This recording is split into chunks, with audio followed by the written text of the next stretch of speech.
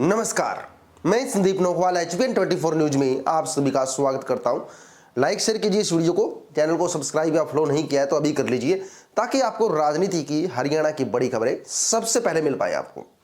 मैं कह रहा हूं, डायरेक्ट कह रहा हूं कि ये बड़े बड़े नेता है, चाहे कांग्रेस के हो, चाहे बीजेपी के हो, चाहे किसी भी पार्टी की हो, जनता का फद्दू काट रहे हैं, जनता को मूर्ख बना रहे हैं।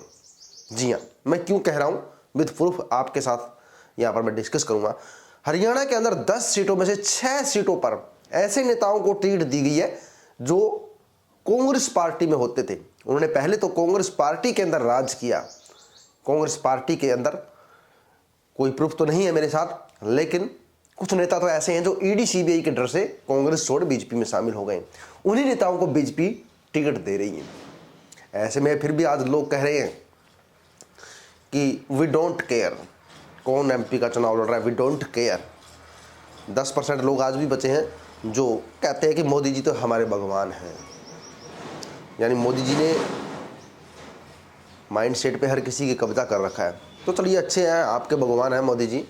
मोदी जी तो जो है आपको अच्छा रिस्पॉन्स दे रहे हैं, फ्री में राशन दे रहे हैं, फ्री में एजुकेशन दे रहे हैं, स्कूलें बन चुके हैं, बड़ी बड़ी अच्छे स्कूल मिल रहे हैं। आपके प्राइवेट स्कूल में आपको जाने की जरूरत नहीं है, आप सरकारी स्कूल में जाइए। और जो है अच्छी बसों में सुविधा मिल रही है, सीटें अच्छी मिल रही है, ऐसी बस आपको मिल रही है, प्रोवाइड हो रही है, अच्छे हॉस्पिटल आपको मिल रहे हैं, आप जाइए, मुफ्त में आपका इलाज होगा। यानी मोदी सरकार पूरी सुविधाएं आपको दे रही है। कुछ कमियां हैं तो वो इस प्लान में भी पूरी हो जाएगी। लेकिन मैं यहाँ पर जो मेन मुद्दा मेरा यहाँ पर है कि आखिर भाजपा ने कांग्रेस छोड़ाई नेताओं को क्यों टिकट दिया। सबसे बड़ा सवाल यही है कि भाजपा हारना नहीं चाहती है। भाजपा को आज भी उन नेताओं पे भरोसा है कि भाई अपने गढ़ में गड़े बैठे हैं। या तो भाजपा उनका गढ़ उखाड़ना चाहती है, या भाजपा ऐसा कदम चाहती है कि इन नेताओं को खत्म कर दिया जाए जड़ से। या तो यह भाजपा का मकसद हो सकता है, या दूसरा सोचते हैं कि भैया तीसरा प्लान है, ये है प्लान, जीत लें, हमारा वर्ल्ड वाइड रिकॉर्ड बन जाएगा, थर्ड टर्म हम सरकार कर देंगे, पावरफुल लीडर के तौर पर मोदी जी सामने आ जाएंगे। ये भी काफ़ी अच्छी सोच है, मोदी वाकई में पावरफुल है। लेकिन जो कुछ एजेंडे फैलाए जा रहे हैं सोशल मीडिया के माध्यम से, टीवी चैनल के माध्यम से, ये चीज़ें आपको कब पता चलेगी? जब आप इंडिया से बाहर जाएंगे तब आपको पता चलेगी who is powerful and who is not powerful. India में बैठे आपको कभी पता नहीं चलेगा। मैं बताऊँगा तो भी आप मानेंगे नहीं। कुछ दिन पहले ध्रुव राठी की वीडियो आई थी। उस वीडियो में काफ़ी हद तक सच्चाई है। मैं ये नहीं कहूँगा कि भैया 100% उस वीडियो में सच्चाई है, काफ़ी हद तक सच्चाई है, क्योंकि उस वीडियो के अंदर माइंड सेट ही ऐसा किया गया है, ऐसे प्रूफ के साथ, तथ्यों के साथ जो है ध्रुव राठी ने खुलासा किया है कि आप सोच सकते हैं कि कोई ये भी नहीं कहेगा कि भैया झूठ है। काफ़ी लोग आज भी कहेंगे भैया कांग्रेस वालों ने पैसे दिए होंगे। लेकिन चलिए, मैं यहाँ पर बातें कर रहा था कि हरियाणा में बीजेपी को अपने से ज़्यादा कांग्रेसों पर भरोसा, यानी बीजेपी पार्टी को खुद के नेताओं पर भरोसा नहीं है। जो पार्टी के अंदर 20 सालों से 25 सालों से जुड़े हुए हैं उनको भरोसा नहीं है। हरियाणा के दर्शक मेरे वीडियो देख रहे हैं तो आप देख सकते हैं नीलवीज की क्या हालात हुई है। यानी पार्टी को अपने नेताओं पर भरोसा नहीं है। पार्टी को किन नेताओं पर भरोसा है? जो भाजपा के अंदर पूरे जी जान से 20 सालों से 15 सालों से मेहनत कर रहे हैं, उन पे भरोसा नहीं है। भरोसा किस पे है? जो कांग्रेस छोड़कर भाजपा में शामिल हुए हैं। ये तो आप देख ही सकते हैं भैया उन किस प्रकार से जो है यहाँ पर ये एजेंडा चल रहा है कि जो नेता कांग्रेस छोड़ बीजेपी में शामिल है। सबसे पहले तो एक दल बदलू नेता अशोक तंवर, सिरसा से, जिसको एमपी की टिकट दी गई है, कांग्रेस छोड़ आम आदमी पार्टी में शामिल हुए। आम आदमी पार्टी छोड़कर बीजेपी में शामिल हो रहे हैं।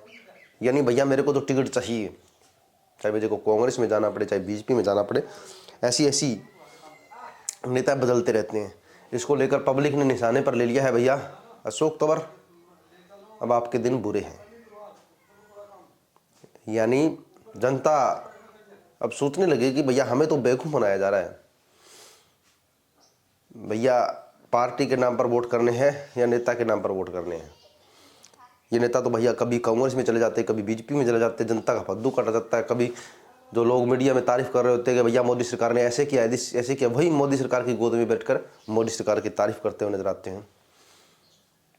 अमित शाह से सवाल पूछा गया कि जिन नेताओं पर ईडी ने शिकंजा कसा था, क्या वो आज दूध के धुले हो गए हैं। जो कुछ दिन पहले आप भ्रष्ट बता रहे थे, कांग्रेस छोड़कर बीजेपी में शामिल हो गए, तो क्या उनका भ्रष्टाचार खत्म हो चुका है?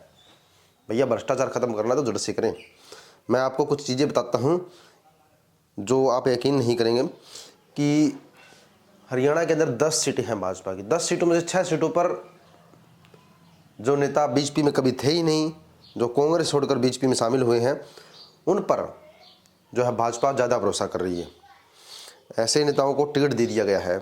हिसार से रणजीत चौटाला को टिकट दिया गया है। रणजीत चौटाला स्टार्टिंग में अपनी ही पार्टी से चुनाव लड़े थे, जो है काफ़ी बार मंत्री भी रह चुके हैं, लेकिन ओम प्रकाश चौटाला से अनबन के बाद उन्होंने नाता तोड़ दिया, जिसके बाद वो कांग्रेस में चले गए। यानी INLD से कांग्रेस में, INLD का नाम उस टाइम जनता दल होता था, INLD से वो कांग्रेस में चले गए और कांग्रेस से टिकट ना मिलने के बाद वो निर्दलीय चुनाव लड़े।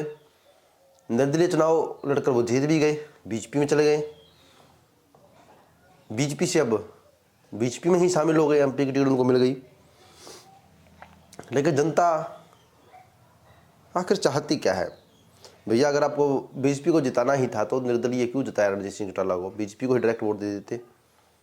चलिए, ये राजनीति की कुछ गहराई सोच की बातें हैं। जनता जो चाहे कर सकती है, क्योंकि जनता ही राजा बनाती है, जनता ही राजा को नीचे गिरा सकती है। पब्लिक के बिना कुछ नहीं है। लेकिन जिस प्रकार से पब्लिक को मूर्ख बनाया जा रहा है, वो बातें काफ़ी सोचने लायक हैं।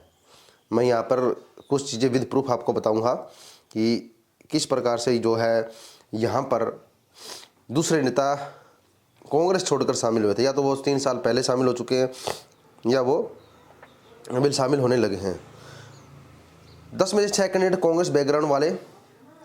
सबसे पहले हम बात करते हैं रणजीत चौटाला की। 2019 में टिकट न मिलने पर कांग्रेस छोड़ी थी और आज तो आप देख ही सकते हैं उनको हिसार से लोकसभा की टिकट मिल चुकी है। ज़्यादा डिटेल में नहीं जाऊंगा। उनके इतिहास की बात की जाए तो 1987 में लोकदल के टिकट पर सिरसा की रोडी सीट से चुनाव जीते। पिता देवीलाल की सरकार में कृषि मंत्री बने। उसके बाद ओम प्रकाश चौटाला को CM बनाने के बाद थोड़ी सी अनबन के बाद जो कांग्रेस में चले गए और 2005 में हरियाणा में कांग्रेस की सरकार में हुड्डा CM बने और रणजीत यहाँ पर योजना बोर्ड के उपाध्यक्ष रहे। 2019 के विधानसभा चुनाव में टिकट न मिलने पर कांग्रेस छोड़ दी और रानिया सीट से निर्दलीय जीते और खट्टर सरकार में मंत्री बने।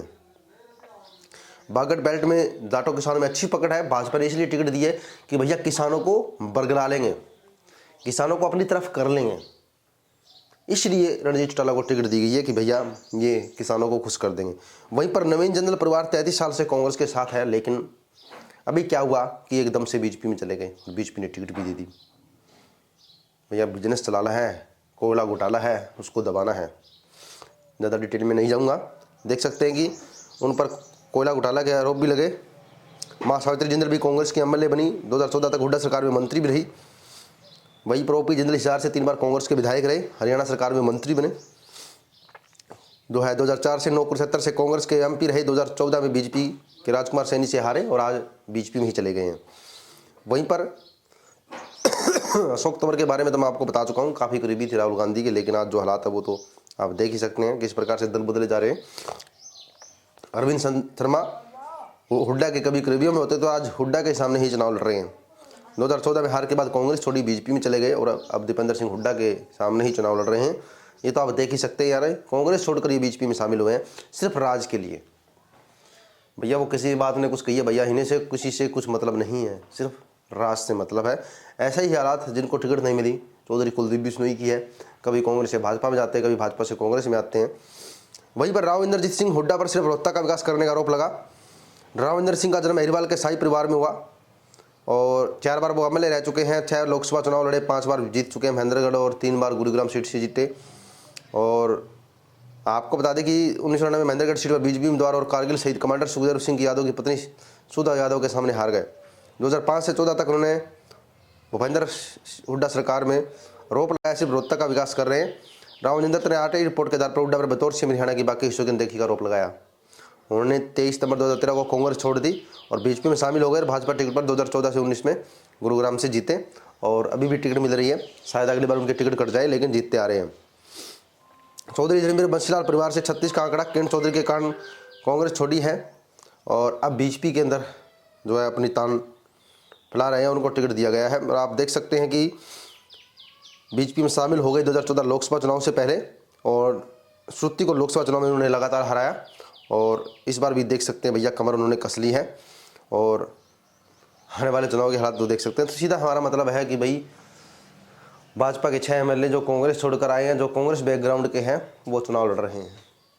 भैया जनता तो सिर्फ आईना है, जनता खुद आपस में लड़ती है। भैया हम कांग्रेस को वोट नहीं देंगे, बीजेपी को वोट देंगे, तो आज इन नेताओं को अगर आप वोट देंगे तो किसको वोट दे रहे हैं, एक बार ज़रा सोचिए।